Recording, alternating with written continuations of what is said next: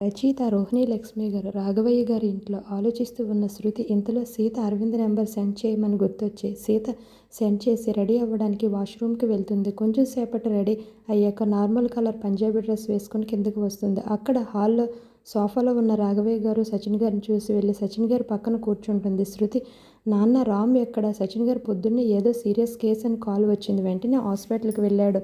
చదివే పేపర్ ఎదురుగా పెట్టి, ప్రెజెంట్ వర్క్ చేస్తుంది ఏ హాస్పిటల్ అంటే ఆర్ఎస్ హాస్పిటల్ అని చెప్తాడు. ఈ 2 రోజులు నువ్వు వచ్చావని సెలవు పెట్టాడు. మళ్ళీ రేపటి నుంచి సోమవారం వరకు రాడు. గుడిలో జాతర కదా, ఇంకా రేపటి నుంచి ఇంట్లోనే ఉంటాడులే అని చెప్తారు. శృతి, రేపటి నుంచే నా జాతర? ఏంటి శృతి, ఊరికి 6 ఏళ్ళు దూరంగా ఉండి మర్చిపోయావా? శృతి, ఏదో అలాగే నన్ను మర్చిపోయాను. రాఘవయ్య గారిని కనీసం చూడకుండా ఫోన్ చూసుకుంటూ ఉంది. అంతలో సత్యగారు రమ్మనేసరికి వెళ్ళి కూర్చుంటారు. సత్యగారు అందరి ప్లేట్లో టిఫిన్ వడ్డించి తను తినడానికి కూర్చుంటారు.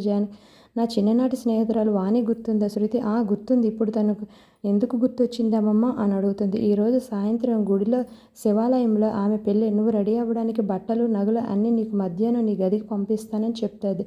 శృతి, సరే అమ్మమ్మ నేను వేసుకుంటానని అర్జున్ గారి ఉంది అని చూడగానే శృతి మొహం వెలిగిపోతుంది. ఇంట్లో అందరూ శృతి మొహంలో నవ్వు చూసి ఎవరు కాల్ చేసి అనుకుంటారు. ఇంక తను ఏమీ తినక కడుపు ఫుల్ అయిపోయిందని చెప్పి తన గదికి వెళ్ళిపోతుంది. గడిపెట్టుకొని అరవింద్ ఫోన్ను వీడియో కాల్ చేస్తుంది. శృతి అర్జున్ అని ఏంటో ప్రేమగా అని పిలుస్తుంది. శృతి, ఏమైపోయారో, ఎన్ని రోజులు ఎక్కడ ఉన్నారు మీరు? సీత, శృతి నువ్వు కనబడకపోయేసరికి మీరు ఎక్కడ ఉన్నారా అని అడుగుతుంది. బిజినెస్ ట్రిప్ నుంచి ఎప్పుడు వచ్చావు బావని శృతి అడుగుతుంది.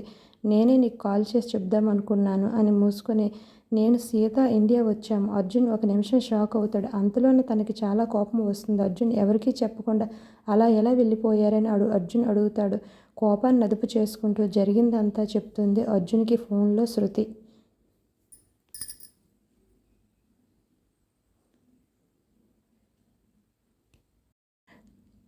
శృతి, సీత ఇండియాకి వచ్చే 2 రోజుల ముందు జర్మనీలో ఏం జరిగిందో ఒకసారి వినండి. నైట్ టైం ఒక చిన్న ఇల్లు చూడడానికి చాలా సింపుల్గా అందంగా ఉంది. ఇంటి చుట్టూ పూల మొక్కలతో చాలా బాగుంది. ఇంటి కాలింగ్ బెల్ కొట్టడంతో శృతి వెళ్ళి ఓపెన్ చేస్తుంది. అతను ఒక కొరియర్ ఇచ్చి వెళ్ళిపోతాడు. ఆ కొరియర్ తీసుకుని శృతి తలుపు వేసి లోపల హాల్లోకి వచ్చి డీటెయిల్స్ చూస్తుంది.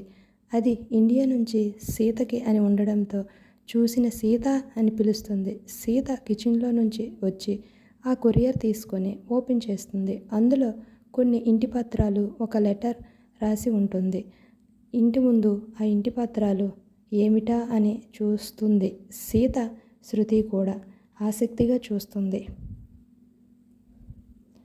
అది ఇందిరాభవన్ మొత్తం సీత పేరు మీద రాసినట్లు ఉంది. సీతకి 24 సంవత్సరాలు వచ్చే వరకు ఆ భవనం అమ్మడానికి వీలు లేదు అని రాసి ఉంటుంది ఆ లెటర్లో. అందులో రిజిస్ట్రేషన్ డేటు ఇందిరాగారు చనిపోవడానికి వారం రోజుల ముందు ఉండటం ఆశ్చర్యంగా ఉంటుంది. చూసి అసలు సీతకి ఏమీ అర్థం కాదు. శృతి, వదిన అంటే ఆ భవనం మొత్తం నీ పేరు మీద ఉందా అని ఆశ్చర్యంగా అడుగుతుంది. ఏమీ అర్థం కాక శృతి. అప్పుడు సీత, నాకు అది అర్థం కావట్లేదే, నా ఒక్కదాని పేరు మీద ఉండడం ఏంటి? అది అమ్మ చనిపోయే వారం ముందే రిజిస్ట్రేషన్ చేయడం ఏంటి? ఇదేంటో నాకు అసలు అర్థం కావట్లేదు. ఇందులో ఎంత నిజం ఉందో తెలుసుకోవాలని అనుకుంటుంది సీత. తన మనిషికి ఒకరికి కాల్ చేసి విషయం చెప్పి డీటెయిల్స్ 1 అవర్లో కావాలి అని ఫోన్ చేసి కాల్ కట్ చేసి ఆ ఫోన్ పెడుతుంది. ఆ లెటర్ ఓపెన్ చేస్తుంది. తనకి వచ్చిన కొరియర్ లెటర్ ఓపెన్ చేస్తుంది. అందులో ఆ లెటర్లో, ప్రియమైన సీతకి, నీకు నేను తెలియకపోవచ్చు, కానీ నువ్వు మాత్రం నాకు బాగా తెలుసు. నీకు ఎప్పుడెప్పుడో 24 సంవత్సరాలు వస్తాయా అని ఎదురు చూస్తూ ఉన్నాను. లాస్ట్ వీక్ నీకు 20 ఏళ్ళు వచ్చాయి. నీకన్నా నేనే బాగా సెలబ్రేట్ చేసుకున్నా నీ పుట్టినరోజుని. నాకు నీ నుంచి ఒక్క సంతకం మాత్రమే కావాలి. నువ్వు కూడదు చేయను అన్నావంటే 14 ఏళ్ల క్రితం జరిగిన సంఘటన ఇప్పుడు మళ్ళీ అది రిపీట్ అవుతుంది. ఈసారి అందులో నీ కుటుంబం మొత్తం పోతుంది అని చెప్తుంది. ఆ లెటర్లో రాసి ఉంటుంది. కనుక ఆలోచించి మంచి నిర్ణయం తీసుకో సీత, అతి త్వరలో కలుసుకుందాం అని ఆ లెటర్లో ఉంటుంది. జాగ్రత్తగా ఉండు అని. ఇట్లు మీ శ్రేయోభిలాషి అని రాసి ఉంటుంది. ఆ లెటర్ చదివి సీత రక్తం మరిగిపోతుంది. సీత, శృతి, నేను నెక్స్ట్ ఏ ఫ్లైట్ ఉంటే దానికి ఇండియాకి వెళ్తున్నాను, ఎవరికీ చెప్పకు అని లగేజ్ ప్యాక్ చేసుకోవడానికి తన రూమ్లోకి వెళ్తుంది సీత. సీత వెనక్కి శృతి కూడా వెళ్తుంది. శృతి, వదిన, ఒకసారి మళ్ళీ ఆలోచించు, ఆవేశంలో డెసిషన్ తీసుకోకు. కొన్ని రోజుల్లో అర్జున్ బావ వస్తాడు, తనకి చెప్పి వెళ్ళు, లేదా రుద్రబావకి అయినా చెప్పు, ఇలా ఎవరికీ చెప్పకుండా వెళ్ళకు అని సీతను ఆపడానికి ప్రయత్నిస్తుంది శృతి. కానీ శృతి మాటలు సీత వినదు. ప్లీజ్, నాకు అడ్డం రాకు, ఇన్నాళ్ళు నేను చెప్పాల్సిన అవసరం లేదు, ఇది నా విషయం, నేనే పరిష్కరిస్తాను, తేల్చుకుంటాను అని కన్నీళ్లు పెట్టుకుంటూ చెప్తుంది. శృతి సీతను అలా చూసి తను కూడా కన్నీళ్లు పెట్టుకుంటూ సీతను హగ్ చేసుకుంటుంది. సీత కూడా తిరిగి హగ్ చేసుకొని కొంచెం సేపు ఏడుస్తుంది. శృతి కూడా కదిలించడు, ఏం చెప్పదు. కొంచెం సేపటి తర్వాత శృతి నుంచి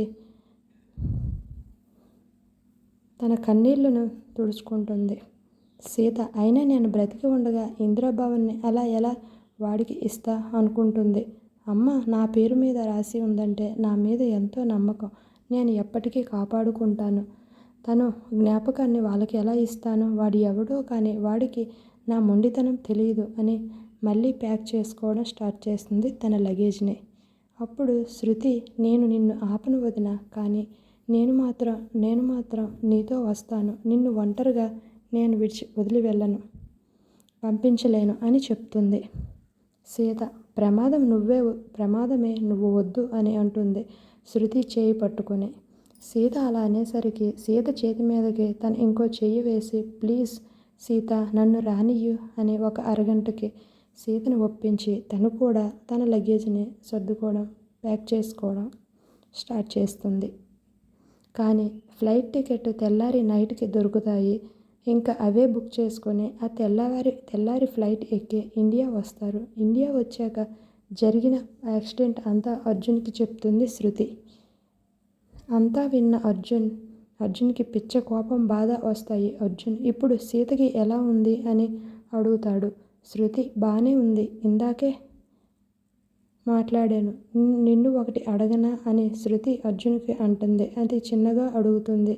అర్జున్, చెప్పు, ఏంటి కావాలి, పర్మిషన్ అడగాల్సిన పని లేదులే, ఏంటో అడుగు శృతి అంటారు. ఇందిరాభవన్ ఒక్క సీత వదిన పేరు మీదే ఉందా అని మీకు తెలుసా అని అడుగుతుంది.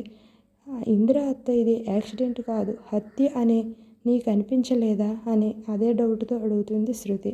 అర్జున్, నాకు ఇంటి గురించి తెలుసు, నాకే కాదు పూజ అక్కకి, రుద్ర, అమృతకి కూడా తెలుసు, ఇంకా అమ్మ గురించి అంటావా, నాకు తెలిస్తే ఇన్ని రోజులు వాడు బ్రతికి ఉంటాడా అని కోపంగా అడుగుతాడు. శృతి, కొంచెం కోపం తగ్గించుకోండి సార్, అంటే ఇంటి గురించి సీత వదినికి తప్పించి అందరికీ తెలుసు అన్నమాట అని శృతి అంటుంది డౌట్గా. అర్జున్, అవును అని తల ఊపుతాడు. శృతి, ఇప్పుడు ఏం చేయాలనుకుంటున్నావు అని అర్జున్కి అడుగుతుంది. అర్జున్, నెక్స్ట్ ఫ్లైట్కి నేను రుద్ర స్టార్ట్ అయ్యి వస్తామని ఇండియాకి అని చెప్తాడు. శృతి, అవసరమా మీ పనులు మానుకొని మా గురించి రావటం? అర్జున్, అవసరమే, నేను రుద్రతో మాట్లాడాక నీకు డీటెయిల్స్ చెప్తాను, సీతకి చెప్పకు, బాయ్, టేక్ కేర్ అని అర్జున్ శృతితో అంటాడు. శృతి, ఓకే చెప్పనులే, బాయ్, టేక్ కేర్ అని శృతి రిప్లై ఇస్తుంది. కాల్ కట్ చేస్తుంది. ఈ విధంగా వాళ్ళిద్దరి మధ్య జరుగుతుంది. హాయ్ ఫ్రెండ్స్, మిగతా భాగాలన్నీ మరొకసారి చూడండి, వినండి, ఆదరిస్తారని కోరుకుంటున్నాను. Thank you for watching.